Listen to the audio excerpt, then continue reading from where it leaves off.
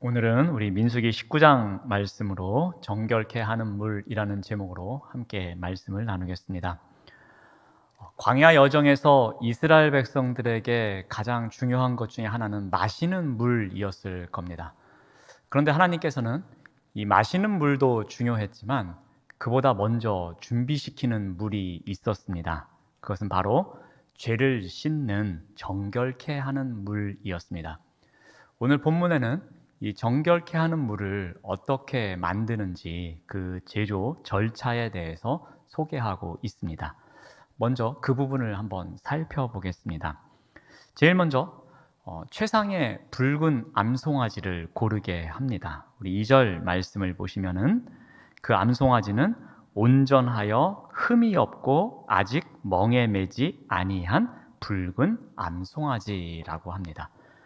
그러니까 외향적인 모습으로도 흠이 없어야 됩니다. 그리고 내적으로도 멍에를 매본 적이 없는 순결한 암송아지여야 합니다. 여기서 붉은색 암송아지라고 하는데 사실 암송아지가 붉은색이 있었겠습니까? 그런데 매우 곱고 진한 갈색의 소였기에 마치 붉은색처럼 보인 것으로 기록한 것 같습니다.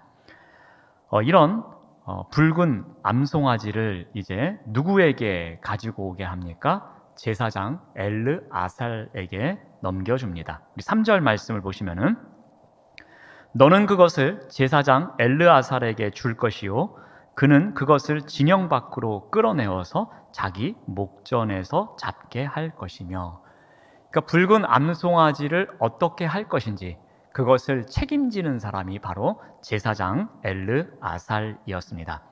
그리고 엘르아살은 이 붉은 암송아지를 진영 밖으로 이제 끌고 나갑니다. 자, 그곳에 나가서 엘르아살이 어떻게 하는지 4절 말씀을 봅니다.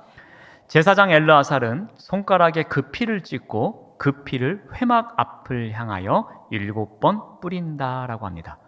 자, 엘르아살이 해야 하는 흥미로운 동작이 하나 있습니다. 진영 밖에 와서 이 붉은 암송아지를 잡은 이후에 자신의 손가락에 그 피를 찍습니다.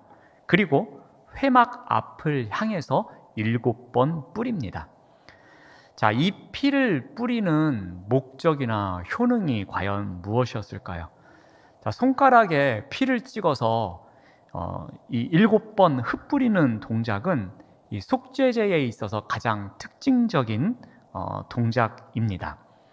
이것은 성막을 씻는 동작이죠. 그러니까 이것은 정결케 하는 물을 만드는 과정에서 백성들이 집단적으로 오염될 것에 대해서, 그러니까 백성들의 집단적인 오염으로 인해서 성막이 더럽혀지는 것, 그것을 방지하기 위한 사전 작업으로 보시면 될 것 같습니다. 그러니까 백성들이 어떠한 부정한 일로 인해서 단체로 오염이 됩니다. 그런데 그 일로 인해서 성막이 오염되지 않도록 사전에 그 성막을 정화시키는 선취적 정화 작업이라고 보시면 될 것 같습니다. 자, 이것을 위해서 그 다음 해야 될 일이 5절에 보면은 그 암소를 자기 목전에서 불사릅니다. 근데 불사르는데 아무것도 버리는 것이 없이 통째로 불사르게 됩니다. 그래서 가죽도, 고기도, 피도, 또 심지어 똥까지도 불사르게 하는 기록이 나오고 있습니다. 근데 이것을 소각할 때에 첨가하는 것이 있습니다. 그것이 무엇인지 6절에 나옵니다. 6절에 보시면 동시에 제사장은 백향목과 우슬초와 홍색 실을 가져다가 암송아지 사르는 불 가운데 던져야 한다라고 합니다. 그러니까 백향목하고 또 우슬초하고 홍색 실이 나옵니다. 이것은 레위기법에 따르면은 정결례를 위해서 나오는 3종 세트입니다. 한번 레위기 14장 49절 말씀을 참고로 잠깐 한번 보겠습니다. 보시면은 그는 그 집을 정결하게 하기 위하여 새 2마리와 백향목과 홍색 실과 우슬초를 가져옵니다. 그러니까 백향목, 홍색 실, 우슬초, 이 3종 세트가 정결케 하는 데 있어서 쓰임을 받는 하나의 재료였습니다. 백향목은 쉽게 말씀드리면 소나무를 연상하시면 좋을 것 같습니다. 우리 소나무가 아주 멋진 소나무를 가까이서 보다 보면은 이 소나무 이 줄기가 올라가는 곳에 보면 조금 붉은 빛을 띠는 것을 우리가 볼 수 있습니다. 또 홍색 실도 붉은색 계열이죠. 그러니까 백향목하고 홍색 실은 핏빛이 더 진하도록 그런 것을 보여주게끔 하는 재료입니다. 또 우슬초는 강력한 정화의 힘을 갖고 있는 상징적인 의미로 간주되는 나무였습니다. 그러니까 피와 더불어서 그 붉은 피를 상징하는 백향목과 홍색 실을 함께 섞어서 이 일을 하는 거죠. 그리고 또 우슬초는 정결을 상징하는 나무여서 이 붉은 암소를 이게 재로 만들 때에 이 백성들의 부정케 된 것, 즉 더러움을 궁극적으로 씻을 수 있는 재료이다라는 것을 상징적으로 드러냅니다. 자, 이렇게 소를 바치고 그 소를 끌고 가서 그 소의 피를 뿌리고 또 그 소를 태우고 난 다음에 이제 제사장이 복귀를 하게 됩니다. 우리 7절 말씀을 보시면 제사장은 자기의 옷을 빨고 물로 몸을 씻은 후에 진영으로 들어가게 됩니다. 이제 암소를 태워서 제를 만드는 모든 절차를 마친 제사장 엘르아살은 옷을 빨고 또 목욕을 하고 진영으로 돌아와서 정결케 될 때까지 기다리게 됩니다. 근데 제사장만 돌아오는 것이 아니라 함께 돌아오는 사람들이 있죠. 그 사람들은 불사른 사람들입니다. 그 절차를 한 사람들이죠. 8절 말씀을 보시면은 송아지를 불사른 자도 똑같이 하고서 자신을 정결케 하는 과정을 갖게 됩니다. 이것은 마치 레위기서에 나오는 이 속죄일에 숫소나 숫염소를 진영 밖에서 태운 사람, 그 사람들이 진영으로 돌아오기 전에 해야 될 절차와 똑같다라는 것을 우리가 알 수 있습니다. 자, 이제 그 다음에 해야 될 일이 무엇이냐면 9절 말씀을 봅니다. 이제는 정결케 하는 물을 만드는 과정이 남아 있습니다. 9절 말씀을 보시면은 이에 정결한 자가 지금까지는 이제 부정한 일을 하지 않은 자죠. 그런 정결한 자가 암송아지의 재를 거두어 드립니다. 그리고 진영 밖 정한 곳에 둡니다. 그리고 이것은 이스라엘 자손 회중을 위하여 간직을 해둡니다. 그러다가 부정을 씻는 물을 위해서 간직할지니 그것은 속죄제니라 라고 합니다. 그러니까 붉은 암송아지를 태운 재가 남잖아요. 그러면 이제 마지막으로 정결한 자가 와서 그 재를 모읍니다. 그리고 어느 한 곳에 보관을 시켜둡니다. 특정 공간에 보관을 시켜두다가 이 재가 필요할 때가 되면 그 재를 꺼내서 신선한 물에 섞어서 정결케 하는 물을 만드는 거죠. 소위 잿물을 만드는 겁니다. 그래서 그것을 사용하는 거죠. 여기서는 이제 거기까지 설명을 해줍니다. 그리고 10절에 이제 누구도 복귀를 해야 되죠. 이 마지막 작업을 한 사람, 암송아지의 재를 거둔 자가 있지 않습니까? 그 사람도 정결케 하고 복귀해야 되지 않습니까? 그래서 그 사람의 관련된 이야기를 기록해 줍니다.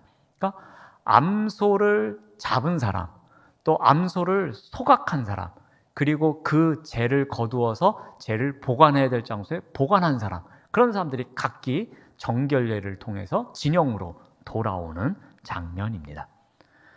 여기까지 보면 이게 레위기인지 민수기인지 헷갈릴 정도로 레위기에 나오는 내용 같습니다.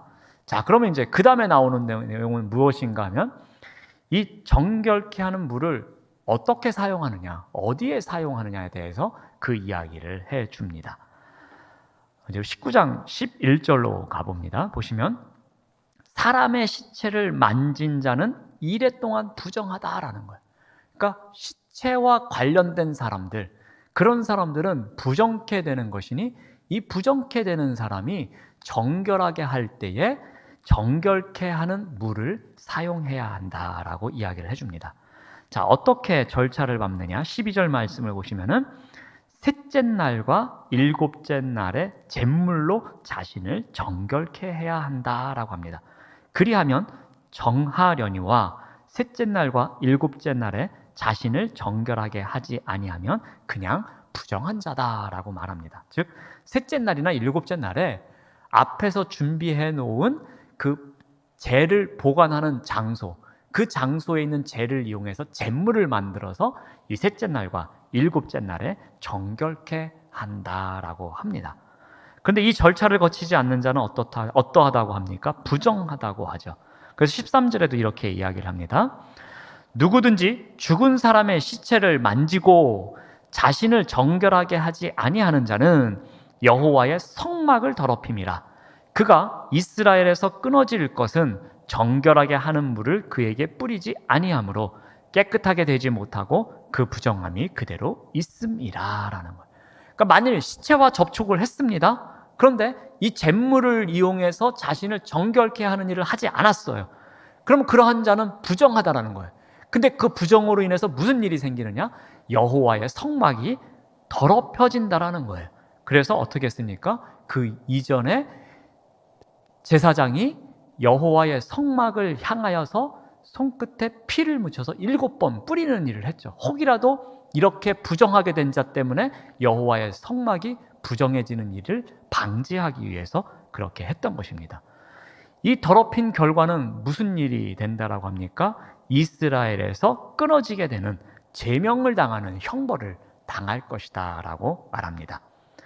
자, 이제는 14절부터 구체적인 사례를 이야기해 줍니다. 지금까지는 원론적인 이야기였습니다. 자, 첫 번째 경우는 집에서 일어난 일입니다. 집에서 사람이 죽잖아요. 그러면 그와 관련된 옆에 있던 사람들도 부정해진다라는 거죠. 그래서 14절 말씀을 보시면 장막에서, 이때는 광야 생활을 했으니까 집이 당연히 장막이죠. 장막에서 사람이 죽을 때의 법은 이러하니 누구든지 그 장막에 들어가는 자와 그 장막에 있는 자가 이레 동안 부정할 것이다 라는 거죠. 당연히 그 가족 중에서 사망자가 나오면 그 일을 장례 치르는 사람도 있을 것이고 문상을 오는 사람도 있을 것이고, 그러면 그와 관련된 사람들은 7일 동안 다 부정케 되는 거예요. 그래서 앞에서 설명한 원리대로 그것을 정결케 하는 과정을 거쳐가야 한다는 것입니다. 또 그릇도 이야기를 합니다. 15절 말씀을 보시면 뚜껑을 열어놓고 덮지 아니한 그릇은 모두 부정해진다라는 거예요. 예를 들어서 집에서 장례가 났습니다. 그런데 그 장례 기간 동안에 뚜껑을 다 덮어놓지 않고 열어놓은 그릇도 있을 거 아닙니까? 그러면 이 그릇은 부정케 된 것이다 라는 거예요. 마치 이 시체에서 오염된 실내 공기가 있어서 그 공기가 뚜껑을 열어놓은 그릇에는 다 오염시키는 것처럼 기록된 것처럼 보여집니다.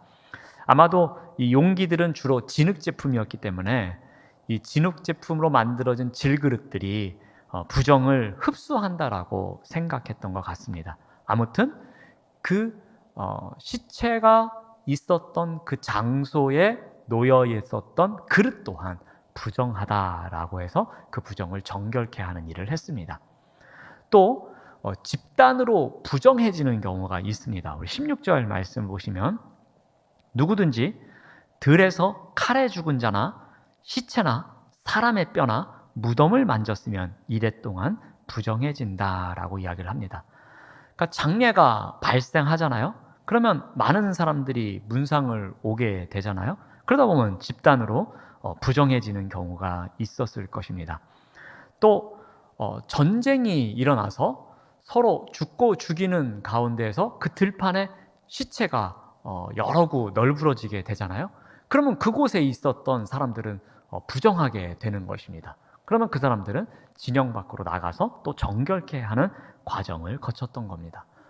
또 장례 절차를 한다든지 이장을 한다든지 그런 사람들, 또 지나가다가 죽은 사람의 어떤 뼈를 지나가게 되었다든지 그런 일이 있게 되면은 또 부정하게 되는 일이었습니다. 이렇게 여러 명이 한꺼번에 부정하게 되는 경우도 있었습니다. 자, 이런 경우, 집에서 부정하게 되는 경우, 그릇이 부정케 되는 경우, 집단으로 부정케 되는 경우, 이러한 구체적인 예를 들어주고 난 다음에 어떻게 해야 되는지 다시 한번 반복해서 설명해 줍니다. 우리 17절 말씀을 보시면 그 부정한 자를 위하여 죄를 깨끗하게 하려고 불사른 재를 가져다가 흐르는 물과 함께 그릇에 담고. 자, 아까 원론적인 설명을 드릴 때에 붉은 암송아지를 태워서 재를 만들어서 어느 한 곳에 보관한다 그랬죠? 그렇게 보관해 놓은 재를 가져옵니다. 그래서 그 재를 어떻게 합니까? 흐르는 물과 함께 그릇에 담습니다. 이 흐르는 물은 고인 물이 아니죠. 그럼 고인 물이 아닌 살아있는 물로 보여집니다. 즉, 이 물은 신선한 생수처럼 생수를 의미합니다. 즉, 죄를 깨끗하게 하려고 불사른 재와 신선한 생수, 즉 살아있는 물과 함께 혼합해서 정결케 하는 물을 만드는 거죠. 자, 그 다음에 어떻게 합니까? 18절 말씀을 보시면 정결한 자가 우슬초를 가져옵니다. 그리고 물을 찍습니다. 장막과 그 모든 기구와 그 안에 있었던 모든 사람들에게 뿌립니다.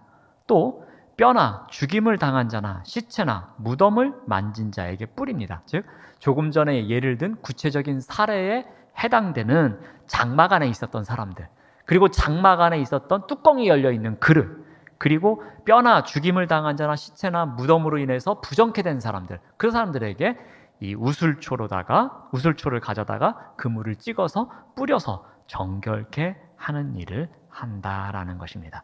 그 일을 19절에 보시면 정결한 자가 셋째 날과 일곱째 날에 한다고 그랬죠. 그 부정한 자에게 뿌려서 일곱째 날에 그 정결하게 할 것이며 그는 자기 옷을 빨고 물로 몸을 씻을 것이라 저녁이면 정결하게 되리라 라고 또 이야기를 해줍니다. 죽음과 접촉해서 더러워진 사람, 그러면 정결하게 하는 의식을 통해서 정결케 합니다. 그렇지 않으면 그 자는 여호와의 성막을 더럽히는 자요 이스라엘에서 끊어질 자다라고 이야기를 하죠. 그래서 이것을 강조하기 위해서 13절의 내용을 20절에서 다시 한번 반복해서 이야기합니다. 20절 말씀을 보시면은 사람이 부정하고도 자신을 정결하게 하지 아니하면 여호와의 성소를 더럽힌 것입니다. 그러므로 어떠한 벌을 받습니까? 회중 가운데서 끊어지게 되는 제명의 벌을 받게 된다라고 다시 한번 반복 강조하고 있습니다. 자, 이제 마무리를 합니다. 21절 말씀을 보시면은 이는 그들의 영구한 율례니라라는 거예요. 지금까지 설명한 이것, 정결케 하는 물을 만들고 그 정결케 하는 물을 어떠한 일이 일어났을 때에 사용하는지, 이 율례는 영구한 것이다. 즉, 앞으로 항상 너희들이 지켜야 할 법이다라고 이야기를 해줍니다. 자, 그리고 22절에 이제 마무리가 됩니다. 보시면은 부정한 자가 만진 것은 무엇이든지 부정할 것이며 그것을 만지는 자도 저녁까지 부정하리라 라면서 부정하게 되는 것에 대해서 다시 한번 반복하여 강조하면서 정결케 하는 물이 왜 필요한지를 다시 한번 이야기합니다. 원칙적으로 이 자신으로 인해서 성막이 더럽혀질 때에는 속죄제를 해야 합니다. 근데 이 시체와 접촉을 해서 이 부정케 되었기 때문에 속죄제를 통해서 자신을 정결케 해야 되는데 그러기 위해서는 필요한 것이 있었습니다. 그것이 무엇일까요? 희생 제물이죠. 자, 그런데 이 이스라엘 공동체에서 이러한 오염은 흔히 집단적으로 발생을 했던 것이었습니다. 예를 들어서 이웃집에 장례가 발생합니다. 그럼 여러 사람이 문상을 하다 보니까 수십 명, 수백 명의 사람들이 부정케 되는 것이었습니다. 조금 전에도 말씀드렸지만 전쟁을 통해서 많은 사람들이 부정케 되는 것이었어요. 그러면 그 한 사람 한 사람이 다 개별적으로 속죄제를 드리려면은 엄청난 비용이 필요하고 또 복잡한 과정을 반복해야만 했었을 것입니다. 바로 하나님께서는 이 부분을 섬세하게 살펴주셨던 것이었습니다. 즉 정결케 하는 물을 만들어서 그러한 일이 필요한 사람들은 누구든지 그곳에 가서 정결케 하는 물을 통해서 간이 속죄제를 드릴 수 있었던 것입니다. 어찌 보면 일종의 약식 속죄제로 보여집니다. 속죄제의 물이라는 특별한 방법을 통해서 이스라엘 백성들이 부정해지는 것을 원치 않으셨던 하나님의 마음이 보여집니다. 정결케 하는 물은 이스라엘 공동체를 광야 여정에서 하나님의 거룩한 공동체를 세워가는 하나의 훈련 과정으로 여기셨던 거였습니다. 그리고 이 백성들이 정결한 공동체를 만들어가는 삶을 살아갈 수 있도록 어찌 보면 하나님께서 배려해 주신 마음의 선물이라고 볼 수도 있는 것이었습니다. 사랑하는 여러분, 우리에게도 하나님의 마음이 담겨진 선물이 있습니다. 우리를 정결케 하는, 우리에게도 정결케 하는 물을 선물로 주셨습니다. 바로 그리스도의 십자가의 희생입니다. 이 그리스도의 십자가 희생은 우리를 온전케 하는, 그래서 정결케 하는 물입니다. 그리스도의 십자가 희생은 우리를 영원히 정결케 하는 물입니다. 그리스도의 십자가 희생은 우리와 온 세상을 하나님께로 이끌어가는 정결케 하는 물의 역할을 하는 것이었습니다. 사랑하는 여러분, 어떤 것으로도 하나님의 백성됨의 정결 자격을 갖추게 할 수는 없습니다. 우리를 정결케 하는 물은 오직 예수 그리스도 한 분뿐입니다. 그러므로 우리의 광야 여정 또한 거룩함에 이르는 연습이 우선이 되어야 할 것입니다.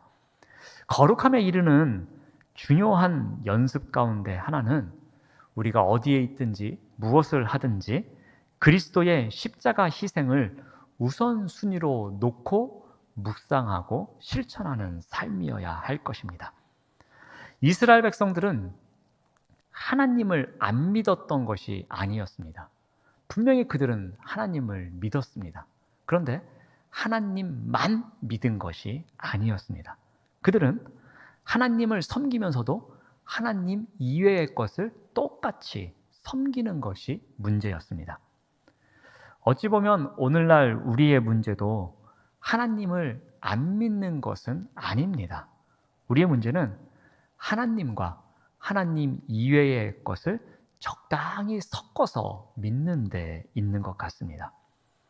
그리스도의 십자가 희생과 세상의 어떤 다른 것의 중간지대에서 어정쩡하게 살아가는 것이 문제입니다. 때로는 그리스도의 십자가 희생이 뒤로 한참 밀려날 때도 있습니다. 하나님은 겉으로 섬기는 형식만 취할 때가 있습니다. 근데 실제 마음과 정성은 하나님 이외의 것에 더 많이 가 있을 때가 있습니다. 하나님을 섬기는 것은 의무감으로 대충 섬길 때가 있습니다. 그런데 하나님 이외의 것을 섬길 때는 너무나 신나하고 즐겁게 할 때가 더 많은 것 같습니다. 이러한 것은 어찌 보면 이중성입니다. 그런데 이 이중성은 우리의 영성과 우리의 영적 능력을 갉아먹습니다. 우리의 거룩의 힘이 더 약해지게 만듭니다. 정결의 능력을 모양만 갖추고 있게 만듭니다. 정결케 하는 물인 그리스도의 희생의 십자가 정신의 삶이 우선이 되어야 정결이 모양만이 아닌 진정한 능력을 가질 수 있을 것입니다. 사랑하는 여러분, 오늘부터 민족 고유의 명절인 추석 연휴가 시작됩니다. 코로나 때문에 온 가족이 이전처럼 마음 편하게 모이지는 못할 것입니다.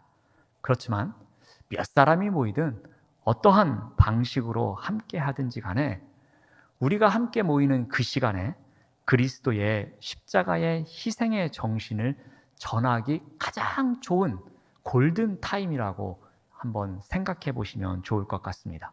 그래서 우리가 함께하는 그 시간에 우리가 어떤 생각을 하든 어떠한 판단을 하든 어떠한 행동의 자리에 서 있든 하나님께서 우리에게 주신 그리스도의 희생을 묵상하면서 어떻게 하면 이 정결케 하는 물인 이 하나님의 선물을 누군가에게 전할 수 있을까라는 그런 생각을 하면서 살아가는 연휴가 되었으면 좋겠습니다. 한번 이렇게 저렇게 해보면 좋을 것 같습니다. 혹이라도 나를 서운하게 했던, 그래서 별로 만나고 싶지 않은 가족이 있다면 하나님의 선물인 그리스도의 희생을 묵상하면서 따뜻한 인사를 한번 나눠보시기 바랍니다. 어색한 만남이 아닌, 그래서 냉랭한 시선을 주고받는 시간이 아닌 그리스도의 희생의 사랑을 전하는 시간이 되었으면 좋겠습니다. 혹이라도 그동안 왕래가 소원했던 사람이 있었다면 이번 명절 연휴 기간에 하나님의 선물인 그리스도의 희생을 묵상하면서 따뜻한 마음을 한번 전하는 시간이 되시기를 바랍니다.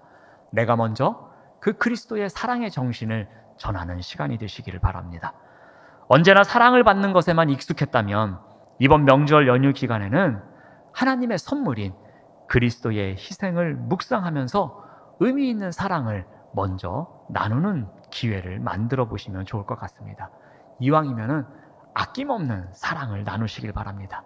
이왕이면 상대를 감동시키는 사랑을 나누시기를 바랍니다. 이번 명절에 만나면은 하나님의 선물인 그리스도의 희생을 묵상하면서 서로를 축복해주는 만남이 있기를 바랍니다. 하나님의 선물인 그리스도의 희생을 묵상하시면서 하나님의 복을 듬뿍 나누시는 그러한 명절이 되시기를 바랍니다. 이 또한 우리가 거룩에 이르는 연습의 과정일 것입니다. 기도하겠습니다. 하나님 감사합니다. 하나님의 선물인 그리스도의 희생을 묵상하며 거룩함에 이르기를 연습하는 우리의 인생 여정이 될 수 있도록 인도하여 주시옵소서. 예수님의 이름으로 기도드립니다. 아멘.